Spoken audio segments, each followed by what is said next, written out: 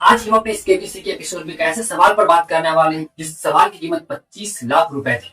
जी हाँ दोस्तों, इन सवाल की कीमत 25 लाख रुपए थी। और अगर मैं इस सवाल की बात करूँ तो ये सवाल यूपीएससी से कम के लेवल का भी नहीं था, सिविल सर्विस से कम के लेवल का भी नहीं। इस सवाल इतनी डीप पूछी गई थी। केबीसी के इतिहास में हमारे हिसाब से पहली बार ऐसा क्वेश्चन देखा गया जो कि यूपीएससी लेवल के क्वेश्चन हो। इस क्वेश्चन को देखते हुए इन कैंडिडेट ने डायरेक्ट क्वेश्चन को स्किप कर देते हैं और ये कैंडिडेट 25 लाख रुपए केबीसी से हार जाते हैं। सवाल पर जाने से पहले मैं ये बता दूं कि आखिर ये सवाल किससे रिलेटेड था। तो इस सवाल का कनेक्शन साइंस, भारत की ग्लोरी और रिसर्च पे बेस्ड है। अगर इस सवाल को लेकर हॉट सीट पर अगर आप होते तो आपका रिएक्शन कैसा होता और आप इस क्वेश्चन के साथ कैसे डील करते, आप अपनी राय कमेंट बॉक्स में जरूर दें। तो बिना अपने टाइम को गवाए हुए चलिए इस सवाल की शुरुआत करते हैं और देखते हैं कि सवाल क्या था। तो केबीसी की स्क्रीन पर सवाल ये था, which Indian state give its name to the geological age at the earth started around 4000 years ago. Bharat में कौन सी राज्य पृथ्वी के भूवैज्ञानिक युग को अपना नाम देता है जो लगभग 4000 साल पहले शुरू हुआ था। अगर इनके ऑप्शंस की बात करूं तो option number 1 Rajasthan, option number 2 Kerala, option number C Gujarat, option number 4 Meghalaya.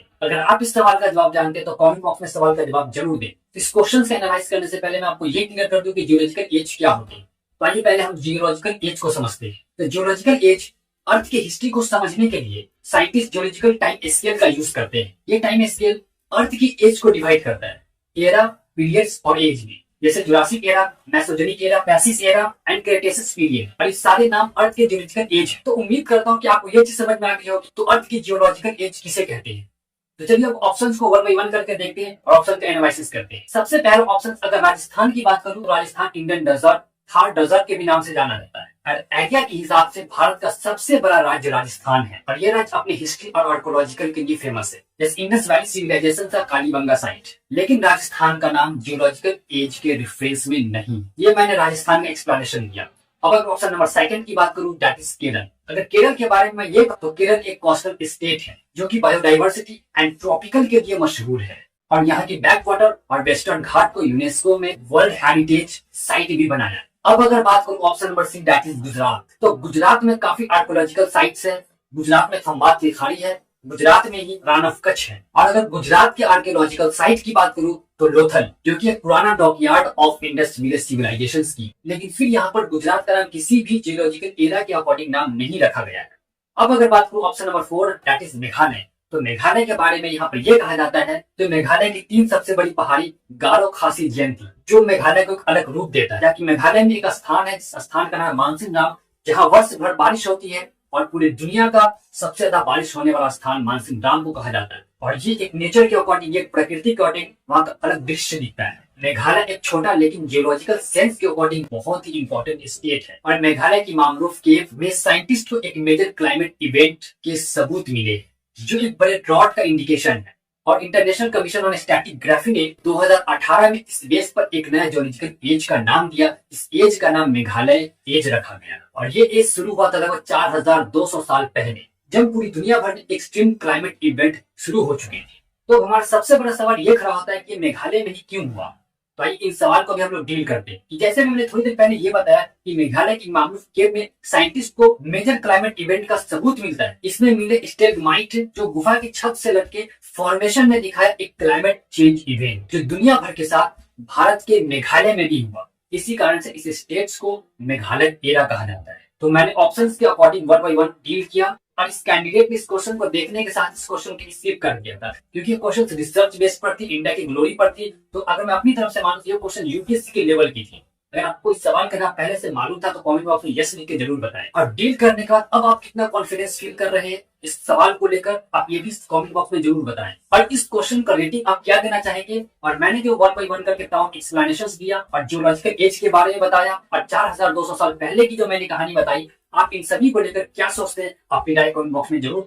आज हम एक ऐसे सवाल पर बात करने जा रहे हैं जो कि केबीसी कौन बनेगा करोड़पति में पूछा गया था और ये सवाल 12,50,000 की थी। और ये सवाल खान सर जो कि शिक्षा में क्रांति लाने का काम किया उनसे पूछा गया था और जाकिर खान, और जिन्होंने शायरी की दुनिया में बहुत कुछ दिया और बहुत अपना नाम कमाया। लेकिन मैं जिस सवाल पर आज चर्चा करने वाला हूँ इसे हम मिडिवल हिस्ट्री ऑफ इंडिया से जोड़कर देख सकते हैं। लेकिन इस क्वेश्चन में खान सर की थोड़ी सी कॉन्फिडेंस लूज दिख रही थी यहाँ पर कि खान सर के पास पूरी नॉलेजेस थी। खान सर को हल्की सी यहाँ पर मिस्टेक होने के बाद खान सर इस क्वेश्चन में बहुत ज्यादा सस्पेंशन दिखाई थी और अमिताभ बच्चन सर ने भी आंसर सही होने के बावजूद भी सस्पेंस क्रिएट कर देते हैं, जिससे खान सर की कॉन्फिडेंस और भी लूज हो जाती है। तो आइए बिना अपने टाइम को गवाए हुए इस क्वेश्चन की शुरुआत करते और देखिए क्वेश्चन का लेवल कैसा था और किस तरह के क्वेश्चन थे ये। फिर इसे हम लोग वन बाई वन डील करके देखेंगे।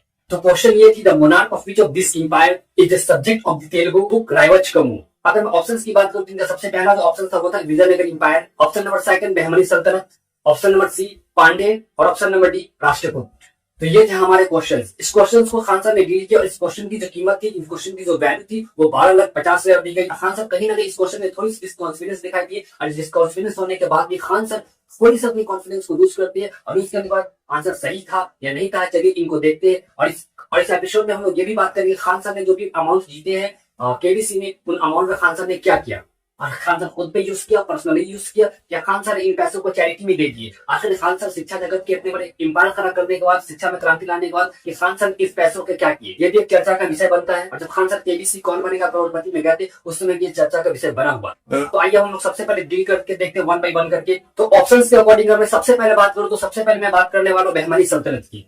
अगर बहमनी सल्तनत की मैं बात करूँ तो इस सल्तनत की स्थापना 1347 ईस्वी में हुई थी। इनकी फाउंडर हसन गंगू थे और इनकी भाषा मराठी थी। अगर मैं उनकी मुद्रा की बात करूं तो उस सल्तनत में पैसे कौन सी प्रचलन में थी, उस सल्तनत की जो पैसे प्रचलन में थी वो हुर्न थी। और हसन गंगू का पूरा नाम अलाउद्दीन बहमन शाह था और इस सल्तनत की राजधानी गुलबर्ग थी। और बहमनी सल्तनत में मोहम्मद शाह ने हुक्का को हराया था और इसी बहमनी सल्तनत में फिरोज शाह ने देवराय वन को हराया था।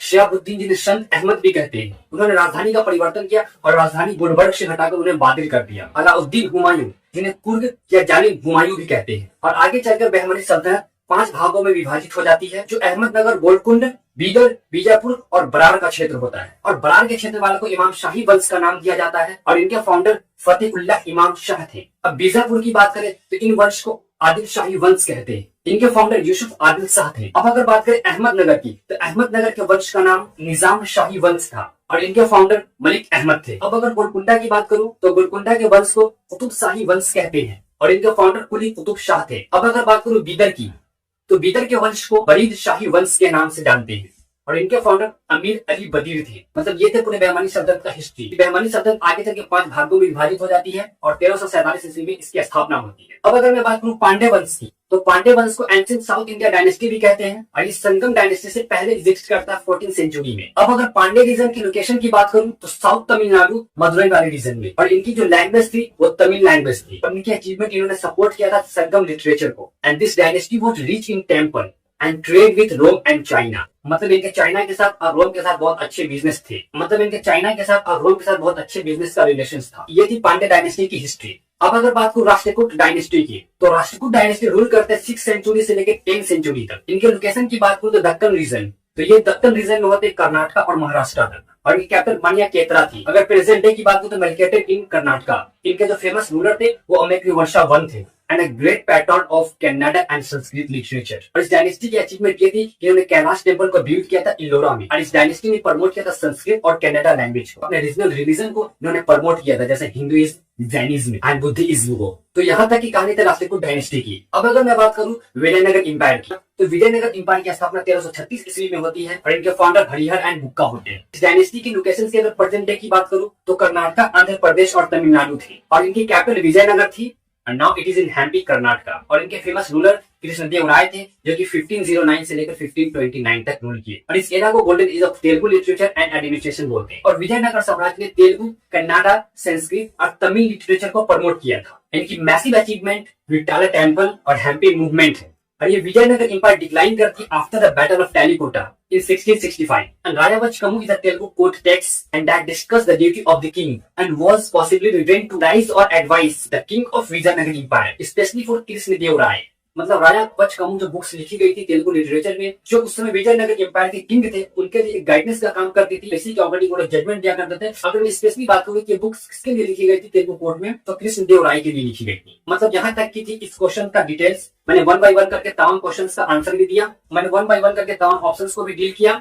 थोड़ा सा नॉन कॉन्फिडेंस होने के बाद खान सर इन पर पूरे कॉन्फिडेंस नहीं दिखा पाए और कॉन्फिडेंस बिल्कुल भी खान सर का लूज थोड़ा बहुत हो चुका था। अमिताभ बच्चन सर ने भी खान सर को थोड़ा सा कंफ्यूज कर दिया और खान सर भी कंफ्यूज हो गए। लेकिन फाइनली खान सर का आंसर सही होता और खान सर 12,50,000 रुपए जीत जाते। अब जीतने के बाद खान सर क्या करता है कि जितने भी अपने अमाउंट जीते थे उन सभी अमाउंट को सावित्री कंप्यूटर को सौंप देते हैं, और सावित्री कंप्यूटर को खान सर सौंपने का रीजन ये बताते हैं कि इन्होंने एजुकेशन के में बहुत अच्छे काम किए थे, और जिस स्टूडेंट्स को कंप्यूटर से रिलेटेड अगर कोई समस्या होती है तो खान सर सावित्री कंप्यूटर से कॉन्टेक्ट करते हैं, उनके प्रॉब्लम्स को सॉल्व करते हैं। तो खान सर उन्हें मोटिवेशन के तौर पर ये रकम को सौंपते हैं ताकि वो और अच्छे प्रदर्शन कर सके और बच्चे के भविष्य को और स्टूडेंट्स के भविष्य को और प्रमोट कर सके और उनके लिए उन्नति का काम कर सके। कौन बनेगा करोड़पति में? और जो पैसा मिला हम दान दे दिए। कौन बनेगा करोड़पति में? हमको सबसे ज्यादा खुशी था अमिताभ बच्चन से मिलने का। खान सर का ये उठाया गया कदम बहुत ही लाजवाब था। मैं अपने इस वीडियोस को जो भी मैंने डील किया 1 by 1 ऑप्शंस को लेकर, मैं खान सर को इस वीडियो को गुरुदक्षिणा के तौर पर डेडिकेट करता हूं, और मैं ये उम्मीद करता हूं खान सर इस वीडियो को एक्सेप्ट जरूर करेंगे। अब खान सर को और जाकिर खान को लेकर क्या सोचते हैं और आपकी क्या राय इन तमाम खबरों, मैंने 1 by 1 करके इन चारों साम्राज्य का जो एनालिसिस दिया है। पर अगर किसी भी तरह के आपको कोई डाउट है या कोई सवाल है तो अपने कमेंट बॉक्स में जरूर सवाल छोड़। आज मैं बात करने वाला एक ऐसे सवाल पर जो केबीसी कौन बनेगा करोड़पति में सवाल पूछे गए थे, और इस सवाल की कीमत 7 करोड़ रुपए थी। हाँ दोस्तों, इस सवाल की कीमत 7 करोड़ रुपए थी, और अगर आप मेरी मानो तो इस सवाल की कीमत 10 रुपए भी नहीं है। आखिर मैं ऐसा क्यों कह रहा हूँ कि 7 करोड़ की सवालात को मैं सिर्फ 10 रुपए भी नहीं दे पा रहा हूँ? आखिर ऐसा क्या था इस क्वेश्चन में और क्या है इनके ब्लेंडिंग कारण, जिस कारण की वजह से जिस सवाल की कीमत 7 करोड़ थे उस सवाल को मैं 10 रुपए भी नहीं दे रहा हूँ। और मैं ये कह रहा हूँ कि इस सवाल 10 रुपए के लायक भी नहीं थी। इस सवालात को केबीसी ने 7 करोड़ का बनाया। आखिर से क्या कारण था और इतने इजी क्वेश्चन में आखिर कैंडिडेट के पसीने कैसे छूट गए? क्वेश्चन इतने इजी और इतने सरल और इतने आसान थे कि कहा नहीं जा सकता। ये हमारे मॉडर्न हिस्ट्री से क्वेश्चन था, और इस सवाल को भी डील करने में इन कैंडिडेट की हवा निकली, और यहाँ तक कि इन कैंडिडेट ने इस सवाल को डील करने में अपनी लाइफ लाइन को भी खर्च कर दी। और जब जाकर इस सवाल का भी हल होता है या नहीं, आई थिंक केबीसी के क्वेश्चन को डील कर देखते हैं आखिर कैसी क्वेश्चन थी और क्या कह रहा था ये क्वेश्चन। देखने के बाद आपको क्या लग रहा है, इस क्वेश्चन की कीमत वाकई में 7 करोड़ होनी चाहिए, या जो मैं 10 रुपए कह रहा हूँ सिर्फ 10 रुपए ही होने चाहिए थे? तो बिना अपने टाइम को गवाए हुए शुरू करते हैं और देखते हैं क्वेश्चन क्या थी। तो क्वेश्चन ये थी कि who commanded the Hectors the first British trading ship to land at Surat? मतलब इतनी इजी क्वेश्चन। अगर मैं इनके ऑप्शंस की बात करूं तो option number 1 Paul Canning, option number B की अगर मैं बात करूं तो William Hawkins, option number C की बात करूं तो Thomas Roe, option number D की बात करूं तो जेम्स लैंकेस्टर। अब आने वाला है आखिरी और अंतिम प्रश्न, 14वां प्रश्न। यहां तक तो हम कभी गए ही नहीं। आपको मैं बता दूं, कभी भी ऐसा अवसर नहीं आया कि मैं कहूं कि अगला प्रश्न 7 करोड़ रुपए का है। तो 10 साल से मैं भी ट्राई कर रहा हूँ। अचिन सार्थक, क्या बताया हम, अद्भुत खेल है ये। कहते हुए बड़ा अजीब सा लग रहा है मुझे, लेकिन 14वां प्रश्न जो है वो आ रहा है आपके सामने। इसका मूल्य है 7 करोड़ रुपए। ओह, इनक्रेडिबल। एक लाइफलाइन अभी भी बची है आपके पास। प्लीज अचिन सार्थक, हाथ जोड़ के आपसे प्रार्थना है, खोइएगा मत इस 3 करोड़ रुपए, प्लीज। बहुत ही ध्यान से खेलिएगा। 7 करोड़ रुपए के लिए 14वां प्रश्न, अचिन और सार्थक नरुला, आपकी स्क्रीन के ऊपर ये रहा।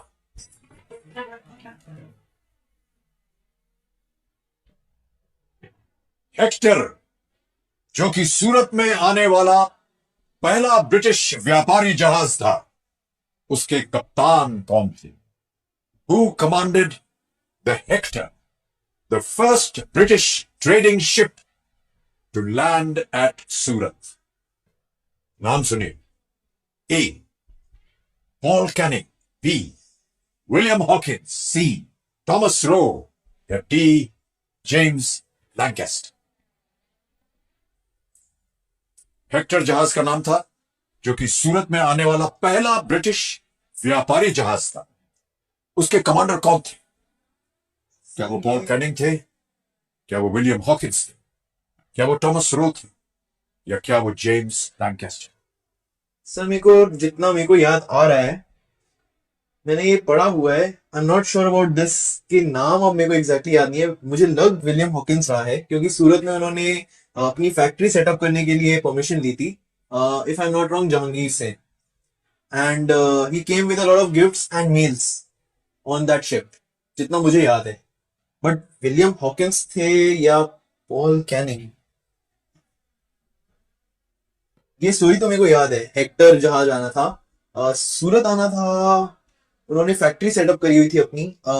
मुगल एम्परर जहांगीर से आई थिंक उन्होंने परमिशन दी थी ये फैक्ट्री सेटअप करने की। गिफ्ट्स भी याद है, गिफ्ट्स एंड मेल्स बहुत सारी आई थी। जेम्स लैंकेस्टर नहीं होना चाहिए इसका answer. It's either between Hawkins और पॉलिंग। थॉमस रो भी नहीं है इसका आंसर। मतलब ये 4 ऑप्शंस भी दिए गए थे और इन 4 ऑप्शंस के बाद इतने इजी क्वेश्चन, इतने सरल क्वेश्चन को इन्होंने गवाया और अपने लाइफलाइन का भी यूज किया और कैंडिडेट के बिल्कुल भी पसीने छूट गए और इतने सस्पेंशन इनके पास देखी, इतनी एजिटेशन इनके पास देखी, जैसे माने कि इनके पास मॉडर्न हिस्ट्री की नॉलेजेस बिल्कुल भी नहीं है। लेकिन डोंट जज a book by its cover. अब अगर मैं डील करूं वन बाय वन ऑप्शंस को लेकर, सबसे पहले मैं बात करूं पॉल कैनिंग की। पॉल कैनिंग का जन्म 1563 में होता है, जो ब्रिटिश के रहने वाले होते हैं और ये इंग्लिश इन्वॉय थे। इंग्लिश ईस्ट इंडिया कंपनी में मुगल से ट्रेड के रिलेशंस को स्टैब्लिश किया था और इंडिया में 70 दिन रहने के बाद 9 अप्रैल 1613 ईस्वी में इनकी डेथ आगरा में हो जाती है। ये है पॉल कैनिंग की हिस्ट्री। अब अगर मैं बात करूं ऑप्शन नंबर सी की, टॉमस रॉय की। टॉमस रॉय की full name sir Thomas Roy है। इनका जन्म 1581 ईस्वी में होता है और ये भी ब्रिटिश के रहने वाले थे। इनका occupation diplomat and ambassador of king James one. And Thomas Roy को किंग जेम्स वन ने इंग्लैंड से इंडिया भेजा था 1615 में और उस समय के जो मुगल बादशाह थे, मुगल इंपीरियर जहांगीर, ब्रिटिश की ट्रेड करने के लिए इंडिया में परमिशन के लिए उनको भेजा गया था और एक official representative of British crown थे। इनका गोल ये था कि ब्रिटिश से इंडिया में फैक्ट्री को स्टैब्लिश कर दी जाए और स्टैब्लिश करने के बाद ये फिर ब्रिटिश लौट जाए। लेकिन ब्रिटिश से इंडिया के ट्रेड के रिलेशंस को ये स्टैब्लिश करने में अनसक्सीड रहते हैं। अब अगर मैं बात करूं टॉमस रॉय के साथ मुगल कोर्ट में क्या क्या होता है और मुगल दरबार में क्या क्या होता है इनके साथ, तो सबसे पहले अगर मैं बात करूं तो टॉमस रॉय स्टे करते हैं मुगल इंपीरियर जहांगीर के दरबार आगरा में, जो कि 1615 ईस्वी से लेकर 1619 ईस्वी तक वो वहां रहते हैं। और Thomas Roy diplomat and respectful relation को बादशाह जहांगीर के साथ बनाए रखते हैं, लेकिन इन चीजों में भी वो अनसक्सीड रहते हैं। अगर मैं बात करूं तो इंपीरियर जहांगीर इन्हें लाइक जरूर करते थे, लेकिन इन्हें फैक्ट्री ओपन करने के लिए परमिशन नहीं दी गई और न इन्हें मिलिट्री और एक्सक्लूसिव ट्रेडिंग राइट्स भी दिए गए। लेकिन आफ्टर ऑल इनके बावजूद भी टॉमस रॉय सूरत गुजरात में 1619 में एक फैक्ट्री ओपन करने का थोड़ा परमिशन इन्हें मिल जाता है और 1619 ईस्वी में टॉमस रॉय इंडिया छोड़कर चले जाते हैं। अब अगर मैं बात करूं जेम्स लैंकेस्टर की, तो इनका पूरा नाम सर जेम्स लैंकेस्टर था और इनका जन्म 1554 ईस्वी में हुई थी। तो सर जेम्स लैंकेस्टर पोवाइट फिगर थे earlier history of British trade में और इनका ट्रेड इंडिया और ईस्ट इंडीज के साथ था और इन्होंने ग्रेट रिलेशनशिप को एस्टेब्लिशमेंट किया इंडिया और ईस्ट इंडीज के साथ और आफ्टर ऑल ये फर्स्ट इंग्लिश ट्रेडिंग स्टैब्लिश करते हैं ईस्ट इंडीज के साथ। अब अगर लास्ट ऑप्शन की मैं बात करूं तो लास्ट ऑप्शन हमारा है विलियम हॉकिंस। विलियम हॉकिंस जब मुगल इंपीरियर जहांगीर के कोर्ट में पहुंचते हैं तो वहां पर ये बहुत ही फर्राटेदार इंग्लिश बोलते हैं, बहुत इनकी इंग्लिश काफी अच्छी होती है, जिन वजह से इन्हें इंग्लिश खान की उपाधि बादशाह जहांगीर ने दिया था और इन्हें कॉमनली इंग्लिश खान के नाम से भी हम लोग जानते हैं। जब इन्हें बादशाह जहांगीर ने इंग्लिश खान की उपाधि दी उसके बाद से he was official representative of the English east India company और जिन्होंने एक अहम भूमिका निभाई इंग्लैंड के बिजनेस को और इंडिया के बिजनेस के दोनों के रिलेशन को एक करने में, ताकि इंडिया और इंग्लैंड के जो बिजनेस है वो एक साथ हो सके और एक साथ किया जा सके। And he is knowing for being the commander of the ship Hector and the first ship of the East India company to anchor in Surat in 1608। मतलब यहाँ तक की कहानी थी। इतनी इजी क्वेश्चन आपको समझ में आ गई होगी। मैंने वन बाय वन करके 4 ऑप्शन को डील किया। सबसे पहले पॉल कैनिंग की मैंने बात की, फिर टॉमस रॉय की मैंने बात की और जेम्स लैंकेस्टर के बारे में बात की और जिसका सही आंसर था विलियम हॉकिंस, इनके बारे में भी मैंने बात की। तो कहीं से भी इस चीज को देखने के बाद लग रहा था कि क्वेश्चन की जो कीमत होनी चाहिए थी, जिस क्वेश्चन की प्राइस होनी चाहिए थी वो 7 करोड़ होनी चाहिए। आपको क्या लगता है कि क्वेश्चन की कीमत वाकई में 7 करोड़ होनी चाहिए या जो मैंने 10 रुपया बताई 10 रुपए की भी क्वेश्चन की कीमत नहीं थी? मतलब शिप विप चलाते तो सेलर थे आई नो बट थोड़ा वेगली पता है। सर। हॉकिंस और कैनिंग में ही लग रहा है मैं। तो लाइफलाइन भी ना त्रिकोणी गलत मूव करेगी, उनकी हिस्ट्री अच्छी है।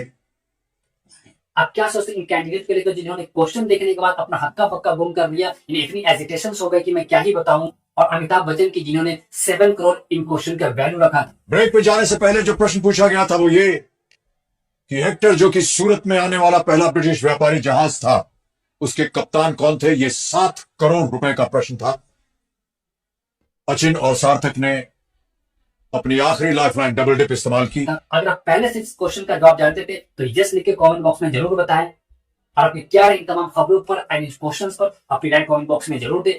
आज मैं अपने केबीसी के इस एपिसोड में ऐसे क्वेश्चन पे बात करने वाला हूँ जिस क्वेश्चन की कीमत 6,40,000 रुपए थे। सवाल इतना सिंपल और सरल था, लेकिन इनके जवाब लोगों को हैरान कर दिया और लोग वहां पर भौचक रह गए। और यहाँ तक इस सवाल को डील करने में इन कैंडिडेट ने ऑडियंस का भी सहारा लिया कि ऑडियंस का सहारा लेने के बावजूद क्या इस सवाल का जवाब वो दे पाते हैं या नहीं दे पाते। चलिए इन एपिसोड में हम लोग देखते हैं आखिर क्या था वो सवाल, इतनी सीधी मिस्टेक इनसे कैसे हो गई। क्या आप इस सवाल का जवाब पहले से जानते थे तो कमेंट बॉक्स में जरूर दें। तो without wasting our time let's start. और क्वेश्चन इंडियन पोएट्री से था और आपने ये बहुत बार सुना भी होगा। तो क्वेश्चन ये था, which legendary poet wrote the side, ये इश्क नहीं आसा बस इतना समझ लीजिए, एक आगे का दरिया है और डूब कर जाना है। ये क्वेश्चंस थे। तो इनमें से कौन से पोएट्री ने इन शायरी को लिखा था कि इश्क नहीं आसा बस इतना समझ लीजिए, एक आगे का दरिया है और डूब कर जाना है। तो ये हमारे सवाल थे। तो ऑप्शन से option number 1 Mirza Ghalib, option number B Faiz Ahmed Faiz, option number C Jigar Moradabadi, option number D Firaq Gorakhpuri. मतलब ये सवाल थे 6,40,000 के। ये सवाल और ये इनके ऑप्शंस थे 6,40,000 रुपए के। चलिए अब इन ऑप्शंस को लेकर वन बाय वन डील करते हैं, देखता आखिर इनके कौन सही आंसर है। अगर इन सवाल का जवाब पहले से जानते हैं तो कमेंट बॉक्स में इसका सवाल जरूर दें। चलिए अब अगर मैं ऑप्शन नंबर 1 मिर्जा गालिब की बात करूं तो मिर्जा गालिब को हम लोग इंटेलेक्चुअल लीजेंड्स भी कहते हैं और मिर्जा गालिब को इमाम गजल भी कहते हैं और इन्हें फलसाफिया शायरी का बादशाह भी कहते हैं और उस्ताद जमाना भी कहते हैं। मतलब मिर्जा गालिब को इतने टाइटल्स दिए गए। मिर्जा गालिब का पूरा नाम मिर्जा असदुल्लाह बैग खान है। इनका जन्म 27 दिसंबर 1797 आगरा इंडिया में हुई थी और इनकी डेथ 15 फरवरी 1869 में हुई। मिर्जा गालिब उर्दू और फारसी के शायरी में सबसे बड़े शायरी में गिने जाते और इनका अंदाज और अल्फाज दिलों को छू जाता है। और मिर्जा गालिब की फेमस शायरी में से ये भी एक शायरी है, हजारों ख्वाहिश ऐसी है कि हर ख्वाहिश पे दम निकले और बहुत निकले हमारे अरमा फिर भी कम निकले। मिर्जा गालिब ने दर्द, मोहब्बत, जज्बात इन सभी चीज को मिलाकर अपने शायरी में पेश किया और लोग उनकी शायरी को खुद इंजॉयमेंट के साथ एक्सेप्ट किए। इस वजह से मिर्जा असदुल्लाह बैग खान को मिर्जा गालिब बना देता है। तो ये नहीं मिर्जा गालिब की हिस्ट्री। अब अगर मैं बात करूं फैज अहमद फैज की, तो फैज अहमद फैज को शायराई इनकलाब भी कहते हैं, मींस पोएट ऑफ रिवोल्यूशन। इनके शायरी का हर एक लाइन जुल्म और सितम के खिलाफ था, जिन कारण से इन्हें ये लक़ब दिया गया शायरी ऑफ इनकलाब। फैज अहमद फैज की पैदाइश 13 फरवरी 1911 में सैटिकोट नाउ इन पाकिस्तान में होती है। ये डेथ 20 नवंबर 1984 को होती है और इनकी शायरी और इनकी पोइट्री रिवोल्यूशंस के वक्त इनकलाब, इंसाफ और मोहब्बत का संगम था। और इनकी फेमस शायरी में से एक शायरी ये भी है, लहू का सूरज उभरता है जख्म के आंगन से। और इनकी दूसरी फेमस शायरी ये है, बोल के लब आजाद है तेरे, बोल जुबां अब तक तेरी है। बहुत ही अच्छी लाइन, बहुत ही काफी शानदार लाइन इन्होंने दिए हैं। और फैज अहमद फैज ने ब्रिटिश और पाकिस्तानी जुल्मों के खिलाफ आवाज उठाई और फैज अहमद फैज नोबेल प्राइज में नॉमिनी भी रह चुके हैं। और इनकी शायरी में जज्बात के साथ साथ इंसानियत की भी पुकार थी। तब ये रही फैज अहमद फैज की हिस्ट्री। अब अगर मैं बात करूं फियाक गोरखपुरी के बारे में, तो फियाक गोरखपुरी को शायर हुस्न और इश्क, poet of beauty and love का लक़ब दिया गया है। फियाक गोरखपुरी का असल नाम रघुपति शाह फियाक है। इनकी पैदाइश 28 अगस्त 1896 गोरखपुर उत्तर प्रदेश में होती है और इनका डेथ 3 मार्च 1982 को हो जाता है। फियाक गोरखपुरी उर्दू के जबरदस्त शायरों में से एक रोमांटिक शायर भी और इनकी शायरी जज्बात और सुंदरियों में से एक था। तो इनकी फेमस शायरी ये थी, रंज से खुमार हुआ इंसान मिट जाता है इनकी रंज, मुश्किलें मुझ पे इतनी पड़ी कि आसान हो गई। फियाक गोरखपुरी को पद्म भूषण और ज्ञान अवार्ड से भी सम्मानित किया जा चुका है और इनके शायरी में उर्दू और हिंदी दोनों सभ्यता का संगम था। तो ये रही फियाक गोरखपुरी की हिस्ट्री। अब अगर मैं बात करूं अपने लास्ट ऑप्शन जिगर मुरादाबादी का, तो जिगर मुरादाबादी को शायरी मोहब्बत का लक़ब दिया गया है। मोहब्बत के जज्बात को इन्होंने जिस अल्फाज में पेश किया है, इन्हीं पेश करने की वजह से इन्हें शायरी मोहब्बत का लक़ब दिया गया है। इन्हीं पेश करने की वजह से इनका नाम जिगर बन गया। लोग इन्हें रोमांटिकिज्म का सुल्तान कहते हैं। जिगर मुरादाबादी का पूरा नाम अली सिकंदर जिगर मुरादाबादी है। इनकी पैदाइश 6 अप्रैल 1890 मुरादाबाद उत्तर प्रदेश में हुई और इनकी डेथ 9 सितंबर 1960 को होती है। जिगर मुरादाबाद एक मशहूर उर्दू शायर थे जिन्होंने मोहब्बत, दर्द और जज्बात को एक बेहतरीन अंदाज में पेश किया। इनकी सबसे फेमस शायरी ये है, ये इश्क नहीं आसा बस इतना समझ लीजिए, एक आगे का दरिया है और डूब कर जाना है। और इनकी और फेमस शायरी ये है कि हर एक बात पे कहते हो तुम कि तू क्या है, तुम ही कहो कि ये अंदाज़े गुफ्तगू क्या है। और ये लाइन आपने नुसरत फतेह अली खान की कवाली में बहुत बार सुनी होगी। और उनकी एक और फेमस शायरी ये है कि अगर आपका पैगाम मिल गया होता तो हम दुनिया से चल दिए होते। और जिगर मुरादाबादी ने क्लासिकल उर्दू शायरी में सूफियाना रंग भी मिलाया। ये रही जिगर मुरादाबादी की हिस्ट्री। हमने तमाम ऑप्शंस को वन बाय वन करके डील कर दिया है। यहाँ तक ये कैंडिडेट ऑडियंस का सहारा लेते हैं, ये ऑडियंस का सहारा लेने के बावजूद भी हार जाते हैं। अगर आप यहाँ तक वीडियो देख चुके हैं तो हमारे इन शायरी का जवाब आप कमेंट बॉक्स में जरूर दें। इन शायरी का राइटर कौन है और इन शायरी को लिखा किसने, कि हमको उनसे वफा की है उम्मीद जो नहीं जानते कि वफा क्या है। आपको कैसी लगी ये एपिसोड अपनी राय कमेंट बॉक्स में जरूर दें। केबीसी इस एपिसोड में एक ऐसे वीडियो पर बात करने वाले हैं, ऐसे वीडियो पर चर्चा करने वाले हैं कि जो सवाल इस्लामिक क्वेश्चन था और इन क्वेश्चंस को देखने के साथ जो कैंडिडेट होते हैं डायरेक्ट स्किप कर देते और कहते हैं कि क्वेश्चंस को स्किप कर दिया जाए। आखिर इन कैंडिडेट का इल्म इतना कमजोर था, इनके पास नॉलेज इतनी कम थी, इतने सिंपल इस्लामिक सवाल का ये जवाब नहीं दे पाए। और इस सवाल को देखने के बाद ऑडियंस भी कंफ्यूज हो गए और कैंडिडेट भी टेंशन में आ गए। और सवाल काफी सिंपल और काफी आसान था, लेकिन जवाब उसका इस कैंडिडेट के लिए उतना ही मुश्किल था, क्योंकि ये सवाल ईमान और इल्म का था कि जिनके पास ईमान और जिनके पास दीन की इल्म होगी सिर्फ वही बंदा इस सवाल के जवाब दे सकते थे। लेकिन शायद इन बंदों के अंदर इल्म की भी कमी दिखी और ईमान की भी कमी दिखी। जब भी जाकर इतने इजी क्वेश्चन में वो टेंशन में आ गए और क्वेश्चन को स्किप कर दिया, उन्होंने क्वेश्चन को सही से अटेंड भी नहीं किया। तो बिना अपने टाइम को गवाए मैं आपको ये बताता हूँ कि क्वेश्चन क्या थे। तो आप क्वेश्चन देखिए, इतने इजी क्वेश्चन थे और कैसे इन्होंने स्किप कर दिया। तो क्वेश्चन हमारे ये थे, according to Islam who among the following was not a prophet. Islam के मुताबिक इनमें से कौन पैगंबर नहीं है। इनके ऑप्शंस की बात करो तो इनके ऑप्शंस, ऑप्शन नंबर ए हजरत आदम अलैहिस्सलाम, ऑप्शन नंबर बी हजरत मोहम्मद सल्लल्लाहु तआला अलैहि वसल्लम, ऑप्शन नंबर सी हजरत मूसा अलैहिस्सलाम और ऑप्शन नंबर डी हजरत जिब्राइल अलैहिस्सलाम।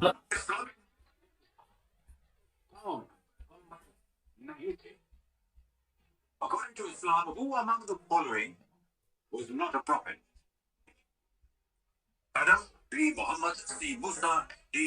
Jibreel. Sir, 50 question. 50 question. इस प्रश्न को बदलना चाहेंगे आप? आगे में इस प्रश्न को बदलना चाहेंगे? तो इतने इजी क्वेश्चंस होने के बावजूद इन कैंडिडेट बिना क्वेश्चन को अटेंड किए क्वेश्चन को स्किप कर देते हैं। तो इन क्वेश्चन से इनका यही पता चलता है कि दुनिया को इन्होंने तो बना लिया, लेकिन इन्होंने अपनी आखिरत को खराब कर दी। इतने इजी क्वेश्चन होने के बावजूद भी इन्होंने क्वेश्चन को बिना अटेंड किए हुए क्वेश्चन को स्किप कर देते और क्वेश्चन का जवाब ये नहीं दे पाते। और अगर आप इस सवाल का जवाब पहले से जानते हैं तो कमेंट बॉक्स में इसका जवाब जरूर दें और क्वेश्चन की ऑप्शन के अकॉर्डिंग वन बाई वन करके हम तमाम ऑप्शंस को देखेंगे कि आखिर इनका करेक्ट आंसर क्या था। और क्वेश्चन से एनालिसिस करने से पहले मैं आपसे ये सवाल करता हूँ, सवाल का जवाब आता है तो इसका जवाब भी कमेंट बॉक्स में जरूर दें कि वैसे कौन से पैगंबर है कि जिन्हें कलीमुल्लाह कहते हैं। Who is the prophet known as Kalimullah. अगर आप इस सवाल का जवाब जानते हैं तो इनका जवाब कमेंट बॉक्स में जरूर दें। तो चलिए अब ऑप्शन की शुरुआत करते हैं। सबसे पहले अगर ऑप्शंस की बात करूं हजरत आदम अलैहिस्सलाम की। और तमाम ऑप्शंस के एनालिसिस को आप वन बाई वन करके सुनेंगे और दिल के दरवाजे और कान के दरवाजे दोनों को खोलकर और साफ साफ ईमान को ताजा करेंगे। तो हजरत आदम अलैहिस्सलाम को दुनिया के सबसे पहले इंसान कहे जाते हैं और ये दुनिया पे आने वाले सबसे पहले इंसान थे, दुनिया पे आने वाले सबसे पहले ये नबी थे, दुनिया पे आने वाले सबसे पहले खलीफा थे। और जब हजरत आदम अलैहिस्सलाम को अल्लाह ने पैदा करने की बात की तो उन्होंने फरिश्तों को एक बात की, तो मैं एक इंसान पैदा करने की सोच रहा हूँ, मैं एक इंसान को दुनिया में भेजने की सोच रहा हूँ। और हजरत आदम अलैहिस्सलाम को दुनिया के सबसे पहले इंसान बनाकर अल्लाह अपने खुद हाथ से पैदा कर उन्हें दुनिया में भेजते हैं। और अल्लाह सुब्हानहू तआला ने हजरत आदम अलैहिस्सलाम को दुनिया के तमाम चीज सिखाए, दुनिया के तमाम चीजों का नाम सिखाया और दुनिया के तमाम चीज जो उन्हें नहीं भी पता था, चाहे वो जाहिर हो या बातिनी हो, सभी चीज को हजरत आदम अलैहिस्सलाम को सिखाया गया। फिर मलाइका फरिश्तों को अल्लाह ने हुक्म दिया कि हजरत आदम अलैहिस्सलाम के सामने सजदा करें और तमाम फरिश्ते और तमाम मलाइकाओं ने हजरत आदम अलैहिस्सलाम को सजदा किए, लेकिन सिवाय इब्लीस को छोड़कर। और हजरत आदम अलैहिस्सलाम के नस्ल से ही दुनिया के तमाम इंसान का नस्ल है। और हजरत आदम अलैहिस्सलाम ने अपने औलाद को तौहीद की दावत दी। तौहीद मतलब अल्लाह की तरफ रुख करना और अल्लाह के सिवा किसी की भी इबादत नहीं करना। ये मैंने थोड़ी सी जानकारी दी आपको हजरत आदम अलैहिस्सलाम के बारे में। अब अगर ऑप्शन नंबर सेकंड की बात करते हैं हजरत मोहम्मद सल्लल्लाहु तआला अलैहि वसल्लम के बारे में। हजरत मोहम्मद सल्लल्लाहु तआला अलैहि वसल्लम के बारे में जितनी तारीफ करूं, जितनी बयानात करूं, सब के सब कम पड़ेंगे, लेकिन कुछ हम इनमें चुनिंदा आपको कुछ बताए देते हैं ताकि ऑप्शंस के अकॉर्डिंग ये फिट बैठ सके और हजरत मोहम्मद सल्लल्लाहु तआला अलैहि वसल्लम के बारे में आपको जानकारी प्राप्त हो सके और आपके इल्म में इजाफा हो सके। तो हजरत मोहम्मद सल्लल्लाहु तआला अलैहि वसल्लम को आखिरी नबी कहा जाता है और हजरत मोहम्मद सल्लल्लाहु तआला अलैहि वसल्लम को खत्म नबुव्वत है, इनके बाद कोई भी नबी अब नहीं आएगी। और इस्लाम में कमोबेश 1,24,000 पैगंबर आते हैं, नबी आते हैं और उन सभी का एक ही मानना था, अल्लाह की दावत देना और दीन की दावत देना और तौहीद पर चलने की दावत देना। और हमारे नबी भी हजरत मोहम्मद सल्लल्लाहु तआला अलैहि वसल्लम भी उनमें से एक थे और ये आखिरी नबी थे। इनका किसी भी नबी का सिलसिला अब नहीं है, ये खत्म नबुव्वत। और हमारे नबी हजरत मोहम्मद सल्लल्लाहु तआला अलैहि वसल्लम पर कुरान शरीफ नाजिल की गई और हमारे नबी ने दुनिया को आखिरी और यूनिवर्सल पैगाम दिए। और हमारे नबी का पैगाम हजरत मोहम्मद सल्लल्लाहु तआला अलैहि वसल्लम का पैगाम पूरे इंसानियत के लिए थी, ना कि सिर्फ एक पार्टिकुलर कम्युनिटी के लिए, ना कि सिर्फ एक मुसलमान के लिए। इसलिए हमारे नबी हजरत मोहम्मद सल्लल्लाहु तआला अलैहि वसल्लम को रहमतुल लिल आलमीन कहते हैं, ना कि रहमतुल लिल मुस्लिमीन। और हमारे नबी हजरत मोहम्मद सल्लल्लाहु तआला अलैहि वसल्लम की जिंदगी दुनिया के तमाम मर्द और औरत के लिए, तमाम मुसलमानों के लिए, तमाम मोमिन के लिए, तमाम इंसान के लिए एक उसवाए हसन है। ये मैंने थोड़ी सी जानकारी हमारे नबी हजरत मोहम्मद सल्लल्लाहु तआला अलैहि वसल्लम के बारे में दी, जो कि ऑप्शंस के अकॉर्डिंग थे। अब अगर मैं बात करूं ऑप्शन नंबर सी हजरत मूसा अलैहिस्सलाम के बारे में, तो हजरत मूसा अलैहिस्सलाम भी अल्लाह के नबी थे, अल्लाह के पैगंबर थे, और हजरत मूसा अलैहिस्सलाम बनी इसराइल के अजीम नबी थे। और अल्लाह सुब्हानहू तआला ने हजरत मूसा अलैहिस्सलाम से तौर पर डायरेक्टली बात की, और इसलिए हजरत मूसा अलैहिस्सलाम को कलीमुल्लाह का दर्जा दिया जाता है, और इसलिए हजरत मूसा अलैहिस्सलाम को कलीमुल्लाह कहा जाता है। और इसलिए हजरत मूसा अलैहिस्सलाम का कलमा होता है ला इलाहा इल्लल्लाह मूसा कलीमुल्लाह। और हजरत मूसा अलैहिस्सलाम पे तौरेत, जिसे तौरा बोलते हैं, वो आसमानी किताब नाजिल हुई थी। और हजरत मूसा अलैहिस्सलाम ने फिरौन के जुल्म के खिलाफ अपने कौम को दावत दी और अपने कौम को हिदायत दी। ये मैंने थोड़ी सी जानकारी हजरत मूसा अलैहिस्सलाम के बारे में दिया। अब हमारा लास्ट ऑप्शन जो कि हजरत जिब्राइल अलैहिस्सलाम की बारी है, इनके बारे में मैं थोड़ी सी जानकारी आपको देता हूँ। तो ऑप्शन नंबर 4 और हमारा लास्ट ऑप्शन हजरत जिब्राइल अलैहिस्सलाम की। अब अगर इस ऑप्शन के अकॉर्डिंग अगर बात करूँ हजरत जिब्राइल अलैहिस्सलाम के बारे में, तो हजरत जिब्राइल अलैहिस्सलाम एक फरिश्ते थे, न कि एक नबी थे और न ही इंसान थे। और हजरत जिब्राइल अलैहिस्सलाम का काम यह था कि अल्लाह के पैगाम को हर नबी तक पहुंचाना। और हजरत जिब्राइल अलैहिस्सलाम ने कुरान और पहले के तमाम आसमानी किताब जैसे तौरेत, ज़बूर, इंजील को नबी को लाकर दिए। लेकिन हजरत जिब्राइल अलैहिस्सलाम फरिश्ते होने के कारण कभी भी वो नबी नहीं हो सके। और हजरत जिब्राइल अलैहिस्सलाम को रूह कुद्दूस भी कहते हैं, और इससे अपने रब की तरफ से सच के साथ इन्हें नाजिल किया। तो ऑप्शंस के अकॉर्डिंग इनका जो सही जवाब है वो है हजरत जिब्राइल अलैहिस्सलाम, क्योंकि हजरत जिब्राइल अलैहिस्सलाम नबी नहीं थे, वो एक अल्लाह के फरिश्ते थे। तो मैंने तमाम ऑप्शंस को 1 बाय 1 लेकर डील किया। जो मैंने आपसे शुरू में क्वेश्चन किया था, अगर आपने मेरे एनालिसिस को पूरा सही से देखा है तो आपको उसका जवाब इसी वीडियो में मिल जाएगा। तो अगर आपने सही से उसे देखा है तो उस क्वेश्चन का जवाब कमेंट बॉक्स में जरूर दें। और हमारे कहने में और आपके सुनने में अगर किसी तरह की गलतियां हुई हो तो अल्लाह इसे माफ करे और सच्चे दिल से तौबा करते। अस्तगफिरुल्लाह रब्बी मिन कुल्लि ज़ंबि व अतूबु इलैह। और अल्लाह हमें माफ करे और तौहीद के रास्ते पर चलने की अल्लाह हमें तौफीक दे। और आपको कैसी लगी ये एपिसोड और आपको कैसी लगी ये एनालिसिस, और अगर आपको किसी भी तरह के इस्लामिक सवाल हो या किसी भी तरह का कोई हिस्टोरिकल हो या जोग्राफिकल हो, अगर किसी भी तरह के आपके सवाल हो, आप अपने सवाल को कमेंट बॉक्स में जरूर पूछ सकते हैं। ये कमेंट बॉक्स आप लोग के लिए ही ओपन है, तो अपने सवाल कमेंट बॉक्स में छोड़ते जाए। किसी भी तरह के डाउट है तो उस पर डाउट को भी छोड़ते जाए। आपकी क्या राय इनके विषय के एनालिसिस पर और इन कैंडिडेट के ऊपर अपनी राय कमेंट बॉक्स में जरूर दे। मिलते हैं नेक्स्ट एपिसोड में नेक्स्ट कंटेंट के साथ। तब तक के लिए जय हिंद।